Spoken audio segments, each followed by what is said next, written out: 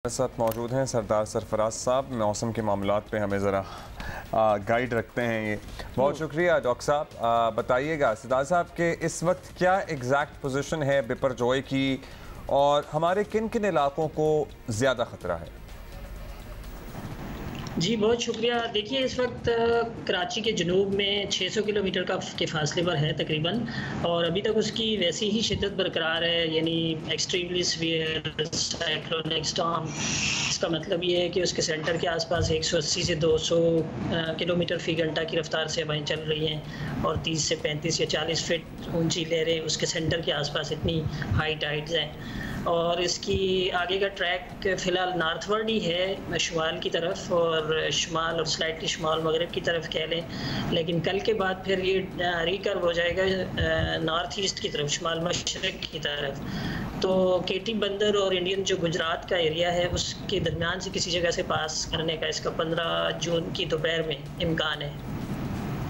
अच्छा, 15 जून की दोपहर में इम्कान है केटी बंदर और इंडियन गुजरात के पास से पास करेगा, लेकिन अदरवाइज इसके इफेक्ट्स, इसके असरात कौन कौन से पाकिस्तान के शहरों में देखे जाएंगे? और ख़ास तौर पे जब तूफ़ान साहिली इलाकों को टकराता है तो सरदार साहब ये भी बताइएगा कि उसका इम्पैक्ट क्या होता है उन जगहों पे? देखिए, 3 या 4 बड़े इम्पैक्ट्स होते हैं। एक तो बड़ी हाई इंटेंसिटी विंड्स चलती हैं, स्क्वाली विंड्स, जैसे एक्सपेक्टेड ये है कि केटी बंदर के साउथ से निकलेगा तो ठट्ठा डिस्ट्रिक्ट, सुजावल डिस्ट्रिक्ट और बदीन डिस्ट्रिक्ट और मीरपुर ख़ास, थरपारकर, उमरकोट, ये जो 5 या 6 डिस्ट्रिक्ट्स हैं लोअर सिंध के, जनूब मशरक़ी सिंध के, इन तमाम डिस्ट्रिक्ट्स में बहुत तेज़ हवाएँ एक्सपेक्टेड हैं, यानी 80 से 100 किलोमीटर फ़ी घंटा या हो सकता है 120 किलोमीटर फ़ी घंटा तक भी गस्ट कर सकती है। एक ये इम्पैक्ट होता है।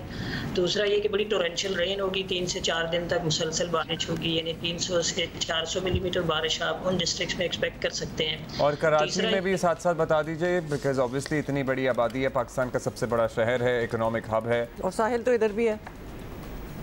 जी बिल्कुल, साहिल, यहाँ के साहिल में भी ज़ाहिर है समंदर में रफनेस बढ़ेगी बहुत ज़्यादा, तो उसके की वजह से हाई टाइड्स तो यहाँ भी आ सकती हैं, लेकिन उतना ज़्यादा नहीं कि जितना जिस एरिया से पास करता है वहाँ पे ज़्यादा ज़ाहिर इफेक्ट होता है। सरदार साहब क्विकली, डॉक्टर सैफ भी हमारे साथ मौजूद हैं, एडमिनिस्ट्रेटर कराची हैं, उनसे भी हमने जानना है। तो आपसे हम पहले कराची में बारिश की प्रेडिक्शन ले लें कि ठीक है, यहाँ से तूफ़ान तो अल्हम्दुलिल्लाह वैसे आज सच गुजरने का ख़तरा नहीं है, लेकिन कराची में तेज़ आंधी, तूफ़ान और बारिशों क्या की प्रेडिक्शन है क्या?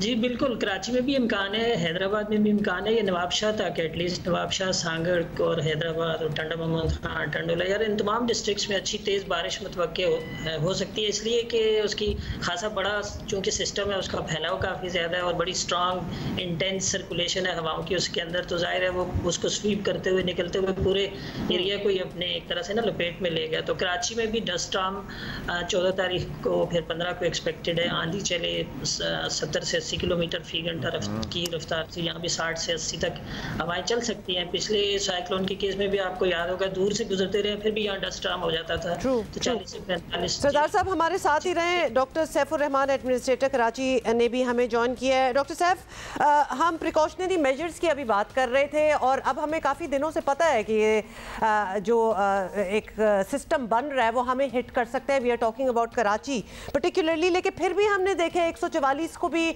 वायलेट किया जा रहा है। बिलबोर्ड्स वगैरह भी देखें तो they are very much still in place. क्या प्रिकॉशनरी मेजर्स लिए गए हैं? वाइपर जो है ज़ाहिर एक साइक्लोन है और ये हिट करेगा जो साहिली इलाके हैं सिंध के, और कराची में गो के स्लिम चांसेस हैं जो कि मेट डिपार्टमेंट ने बताया, लेकिन ज़ाहिर यहाँ पे स्लिम चांसेस भी बहुत ज़्यादा उसको सीरियस लिया जाता है। कल चीफ मिनिस्टर साहब ने भी इसमें तमाम मीटिंग की थी, कल हमने भी पूरे दिन मीटिंग की। उसमें चंद बुनियादी चीज़ें, एक तो जो बिल बोर्ड्स का है वो हटाए जा रहे हैं, बड़े बड़े, वैसे ही सुप्रीम कोर्ट ने इसको बिल्कुल मना किया हुआ है, तमाम ये ऑलरेडी डेंजरस होते हैं। दूसरे ये कि बाकी अगर तेज़ बारिशें हुई तो उसके लिए जो इदारे हैं वो बिल्कुल फाल हैं। तीसरा ये कि जो ड्रेन्स हमारे हैं उनके जो चोकिंग पॉइंट्स हैं उनको कल भी हमने साफ किया था, जो हमारे अंडर पासेस बने हुए ख़ासतौर पर ज़िला बस्ती में, ज़िला शर्क़ी में और साउथ में, उनके जो ड्रेन्स हैं उनको हमने साफ़ किया, उनकी मशीनरीज़ को बिल्कुल फ़ाल किया। उसके बाद जो हमें वो पंपिंग मशीन्स चाहिए होती हैं, ख़ास हमारी 17 ऐसी प्लेसेस हैं जहाँ अगर टॉरेंशियल रेन हो या इवन मीडियम भी रेन हो तो भी प्रॉब्लम होता है और पानी जमता है, इसलिए कि वहाँ पे ड्रेनेज का सिस्टम है, वहाँ पे भी हमने आइडेंटिफाई करके अपनी मशीन को डिप्लॉय कर दिया है। तो बल्दिया उज़्मा कराची का तैयारी पूरी मुकम्मल है। हमारी जो फायर ब्रिगेड है वो बिल्कुल एक्टिव है, उसकी तमाम जगहों पे पोस्ट, जो हमारे सिटी वार्डन्स का डिपार्टमेंट है वो, जो म्यूनिसिपल सर्विसेज का डिपार्टमेंट है वो तमाम, कल भी वो पूरे ऑफिसेज में आए थे। इंशाल्लाह कोई भी ऐसी चीज़ होगी तो उसको हम बहुत आसान तरीके से कर लेंगे। आपको पता ही है बारिश जब भी होती है कराची के मुताद्दिद इलाके ऐसे हैं जो बिल्कुल डूब जाते हैं। एक तो साहिली जो इलाका है वो तो आई वंडर क्या ही बनेगा उसका, क्योंकि वहाँ 20-20 फुट गहरे गड्ढे हुए हैं सड़कों के ऊपर। अब ये बताइए, वैसे ज़्यादातर हमने देखा है ये बिल बोर्ड्स ना सुराख करने पर इक्तफा किया जा रहा है, उतार कोई नहीं रहा। तो क्या आप लोग ये बिल बोर्ड्स को जो पंचर कर रहे हैं इससे भी राज़ी हैं, या फिर बड़े बड़े जो देव हैकल साइज़ के बिल बोर्ड्स हैं उनको उतरवाने के लिए इंसिस्ट करेंगे? बिकॉज ऑब्वियसली ये भी एक टास्क होगा आपके लिए, क्योंकि बहुत सी सिफारिशों के फ़ोन आपको भी आएंगे इस मामले को। और पीपल हु आर वाचिंग, ये जो शॉट्स हम चला रहे हैं साथ विजुअल्स, ये आज के हैं जी। देखिए कानून में बिल्कुल क्लियर है, सुप्रीम कोर्ट ऑफ पाकिस्तान ने बैन किया है ये बड़े बोर्ड जिसके साथ देव हैकल पाइप होते हैं और उसके साथ लोहे के बड़े बड़े फ्रेम्स होते हैं जो कि ज़मीन पे किए जाते हैं, वो कम है, वो बिल्कुल ना होने के बराबर है। बेसिकली ये दीवारों पर और उस पर भी वो एक ज़ाहिर है वो स्मार्ट प्ले करते हैं, चालाकी से स्किन कहते हैं उसको, वो लगाते हैं फ्रेम के साथ। अब तो जो रिहायशी इमारतें हैं उसके ऊपर भी लगाए जाते हैं, जो कि मैं समझता हूँ कि बहुत ख़तरनाक होते हैं और मेरे ख्याल बदनुमा भी करते हैं शहर को, उनमें कोई ऐसी चीज़ नहीं होती। बिल्कुल ये एक चैलेंज है, आपने वजह फरमाया, ज़ाहिर है कि कमर्शियल एक्टिविटीज़ के लिए इनके होता है, लेकिन ये एक बहुत ही हमारे ऊपर यानी मुश्किल है, तो इसको बिल्कुल हम रिमूव करेंगे तमाम जगहों पर और हो भी रहे हैं तमाम उसमें, इंशाल्लाह ये हो जाएगा। अच्छा डॉक्टर साहब से भी आ जाएं जरा। जी बिल्कुल, बस एक चीज़ और डॉक्टर साहब, 144 नाफिज था, कल हम सीव्यू वगैरह पे भी देख रहे थे। इज देयर एनी वे कि लोगों को एक्साइट ना हो वो इस चीज़ से और एक्चुअली रोका जाए? ये ख़तरनाक भी हो सकती है, आप पानी की तरफ ना जाएं, ये होपफुली ये ना भी हमें हिट करे ये तूफ़ान, लेकिन we have high tide, it is बहुत ही ख़तरनाक किस्म का पानी। आजकल बीच भी बड़ा छोटा होता जा रहा है, कम जगह रह गई है, तो people are still flocking over there. और हमारे पास कौन से लाइफ गार्ड्स बैठे होते हैं वैसे? बिल्कुल 144 का नफाज है, लेकिन आपको पता है यहाँ पे लोग बहुत ही मनचले होते हैं और वो देखना चाहते हैं कि कितनी हाइट है, नापना चाहते हैं वो, मेरे ख्याल से तमाम चीज़ें। इसमें हादसात भी होते हैं जो कि मेरे ख्याल एक सैड आस्पेक्ट है।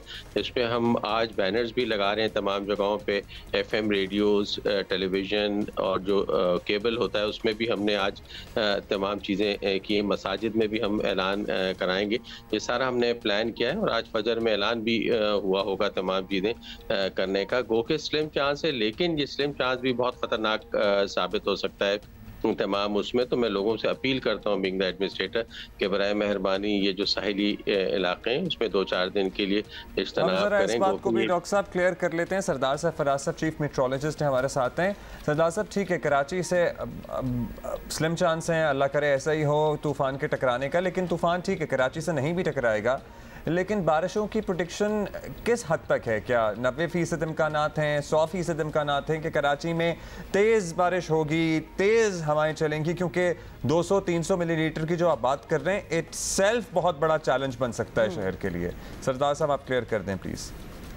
देखिए इसमें हैवी फॉल्स कराची में किसी किसी जगह पे मुतवक्के हो सकते हैं, यानी 50-60 मिलीमीटर तो कम से कम एक ही झटके में हो जाती है कराची में। हम सब ऑब्जर्व करते हैं जब सिस्टम कोई खातर ख्वाह इतना स्ट्रॉन्ग सिस्टम नहीं भी होता, तो ये तो खासा स्ट्रॉन्ग सिस्टम है, ओवरलैप करते हुए स्वीप करते हुए कराची के तकरीबन करीब से ही गुजरेगा। तो जाहिर है उसमें आप एक्सपेक्ट कर सकते हैं कि 50-60 मिलीमीटर तो कम से कम, लेकिन 100 मिलीमीटर ये इससे बढ़ भी सकती है। लेकिन जो असल पॉइंट जो दूसरे डिस्ट्रिक्ट हैं ना, जनूब मशरकी सिंध के ठट्ठा, सुजावल, बदी, मीरपुर खास वगैरह, उधर तो आप एक्सपेक्ट कर सकते हैं 300 से 400 मिलीमीटर बारिश। तो साइक्लोन जब होता है तो जिस एरिया से गुजरता है, जिस एरिया के करीब से गुजरता है, तो इतनी बारिश तो साइक्लोन के हवाले से मामूल की बात है। और सरदार साहब ये इलाके तो ऑलरेडी फ्लड से अभी बहुत ज़्यादा मुतासर हुए थे, उसी से रिकवर नहीं हो पाए थे। बदीन की पर्टिकुलरली बात कर लें, मीरपुर ख़ास की बात कर लें, तो वहाँ तो एक और तूफ़ान सर पर आकर खड़ा हुआ है, इसका मतलब है। जी अनफॉर्चुनेटली यही है। आपको पता है कि मई और जून 2 महीने ऐसे होते हैं जो प्री मानसून से पहले, प्री मानसून के महीने मानसून से पहले जो जिनमें साइक्लोन का खदशा रहता है। तो मई तो इत्तेफाक से अच्छा गुजर गया था, उसमें कोई ऐसी चीज़ नहीं हुई इन एरियाज़ के लिए। तो अब जून में चूँकि साइक्लोन बन गए तो मतलब ये कि हमें एक तरह से ना अपने इंफ्रास्ट्रक्चर को और सारी चीज़ों को अब अकॉर्डिंगली जो क्लाइमेट चेंज हो रही है इसके नतीजे में अब शिद्दत के तूफ़ान बनने के मुस्तक़बिल इम्कानात ज़्यादा है। तो उस हवाले से तैयारियां हमारी होनी चाहिए। अच्छा सरदार साहब, पैटर्न का एक दफ़ा दोबारा से बता दें, क्योंकि आप ठट्ठा सजावल का जिक्र कर रहे थे, तो ये फोरकास्ट चेंज भी हो सकता है, ये पैटर्न बदल भी सकता है इन द नेक्स्ट 1-2 दिनों में, और ख़ास तौर पे कराची के हवाले से ज़रूर बताइए। देखिए अब तो तकरीबन उसका रूट जो है ना वो एक तरह से पहले जितनी जो ग्लोबल मॉडल्स थे ना उनमें बहुत डाइवर्जेंट ओपिनियन थी। कोई वेस्ट की तरफ ले जा रहा था, कोई ईस्ट की तरफ ले जा रहा था, लेकिन अब एक तरह से कंसेंसस हो चुका है तकरीबन कि ये शुमाल मशरिक की जानिब ही रहेगा। इस वजह से कि जो अपर एयर की विंड्स होती हैं जो बेसिकली इसको स्टीयर करती हैं, वो इस वक्त 2 जगहों पर मौजूद है। एक इसके शुमाल मशरिक और शुमाल मशरिक में इंडिया के ऊपर एक हाई प्रेशर, और एक उधर सऊदी अरेबिया, ईरान और वेस्टर्न अरेबियन सी भी मौजूद है। तो जो अपर एयर की जो रिज होती है या हाई प्रेशर होता है ना, जो गालिब आ जाता है वो उसको उस तरफ स्टीयर करता है। तो बहुत हद तक अब इसका रूट सर्टन है, तय है कि ये शुमाल मशरिक की जानिब भी इंडिया, गुजरात और हमारा जो साउथ ईस्ट सिंध है उसके बराबर से ही जाएगा। मुख्तसरन अगर डॉक्टर सैफ आप शहरियों से कोई अपील करना चाहें, कुछ कहना चाहें, वक्त कम है हमारे पास। देखिए 2-3 मोटी चीज़ें। एक तो साहिल समंदर पे जाने से इज्तनाब करें बिल्कुल, और ख़ासतौर पे बच्चों को, यंग लड़कों को बिल्कुल करें। और दूसरा ख़ासतौर पे DHA के जो लोग हैं वो अपने बेसमेंट का ख्याल करें, इससे कि अगर बारिश ज़्यादा हुई तो बेसमेंट जो उनकी वैल्यूबल्स हैं, और ख़ासतौर पे जो इलेक्ट्रिक सॉकेट्स हैं उसको बेहतर कर लिया जाए। राशन थोड़ा सा DHA वाले अपना बेहतर कर लें। बाकी जो मेन चीज़ें होती हैं वो सब हमने आइडेंटिफाई कर ली हैं, और बिला वजह घर से ऐसे उसमें निकलना भी नहीं चाहिए। और तेज़ जब हवा चलती है तो वो ख़तरनाक होती है मोटरसाइकिलिस्ट के लिए, साइकिलिस्ट के लिए, इवन जो पैदल चलते हैं कि कोई चीज़ उड़ के लग जाए। हमने दरख्तों की भी ट्रिमिंग कर दी है, ख़ासतौर पे मेन शाहराहों की। आप देखेंगे कि मेन शाहरा के तमाम दरख्त किसी इलेक्ट्रिक तार के साथ नहीं लग रहे, कोई ऐसा नहीं है जो कमज़ोर दरख्त हो। तमाम चीज़ें ये पूरा आइडेंटिफाई किया था। कल मैं खुद पूरा दिन फील्ड में था, परसों में था, अभी भी मैं जाऊंगा एक जगह पर तमाम। तो इंशाल्लाह we will tackle it very properly. तो बेसिकली साहिल पे ना भी जाएं तो अवॉइड करें बाहर निकलना। अभी वैसे कोई आम तातील वगैरह का तो प्लान नहीं है ना आपका?